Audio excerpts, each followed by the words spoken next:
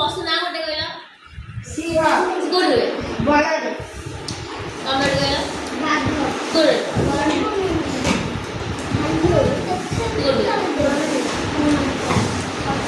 ଭାଲୁ। କୋଉଠି? କୋଉଠି? ସମସ୍ତେ ଜାଣିଛ ହେଲା। ଆମେ ସେଇ ଗୋଟେ ପଡେ ଗୋଟେ ସିଂହ ଅଛି, ସିଂହ ଛୁଆ ବୋଲବେ। ସିଂହ ଛୁଆ ବଣରେ ରୁହନ୍ତି, ଗୁମ୍ଫା ଭିତରେ ରୁହନ୍ତି। ସେଠି ଆମେ ଟିକେ ଗୀତ ପଢିବା ହେଲା। ଶୁଣନ୍ତୁ। ଗାଈ ଛେଳି ଗୁହାଳେ, ଗାଈ ଛେଳି ଗୁହାଳେ। ବାଘ ହାତୀ ବଣରେ, ବାଘ ହାତୀ ବଣରେ। ଘୋଡ଼ା ରୁହେ ଘୋଡ଼ାଶାଳେ, ଘୋଡ଼ା ରୁହେ ଘୋଡ଼ାରେ। ପୁଷି ରୁହେ ଘରେ, ପୁଷି ରୁହେ ଘରେ।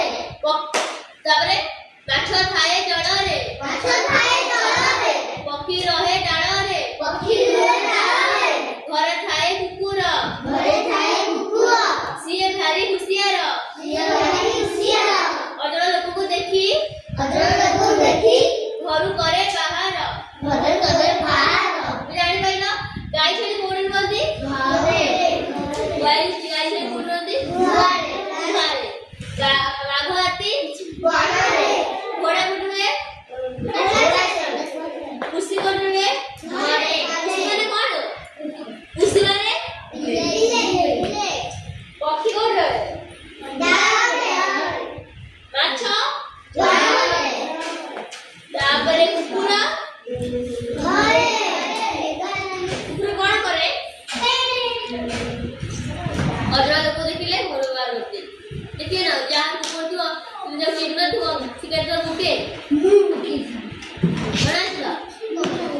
ହଉ ହେଲା, ଛେଳି ଗୁହାଳେ, ଗାଈ ଛେଳି ଗୁହାଳେ। ବାଘ ହାତୀ ବଣରେ, ବାଘ ହାତୀ ବଣରେ। ଘୋଡ଼ା ରୁହେ ଘୋଡ଼ାଶାଳେ, ଘୋଡ଼ା ରୁହେ ଘୋଡ଼ାରେ। ପୁଷି ରୁହେ ଘରେ, ପୁଷି ରୁହେ ଘରେ। ତାପରେ ମାଛ ଥାଏ ଜଳରେ, ମାଛ ଥାଏ ଜଳରେ। ପକ୍ଷୀ ରହେ ଡାଳରେ, ପକ୍ଷୀ ରୁହେ ଡାଳରେ। ଘରେ ଥାଏ କୁକୁର, ଘରେ ଥାଏ କୁକୁର। ସିଏ ଭାରି ହୁସିଆର, ସିଏ ଭାରି ହୁସିଆର। ଅଜଣା ଲୋକକୁ ଦେଖି ଅଜଣା ଲୋକକୁ ଦେଖି ଘରୁ କରେ ବାହାର। ଘରେ କରେ ବାହାର। ଜାଣିପାରିଲ?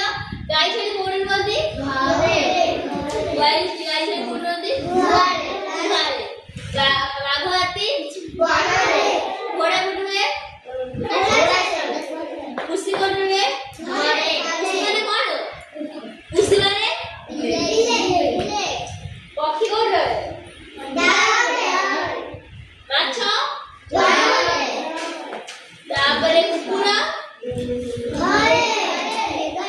କୁକୁର କଣ କରେ? ଅଜଣା ଲୋକ ଦେଖିଲେ ଘରୁ ବାହାରନ୍ତି। ଦେଖିବେ ନା, ଯାହା କୁକୁର ଥିବ, ଯୋଉ ଚିହ୍ନ ଥିବ, ଶିକାର ମୁକେ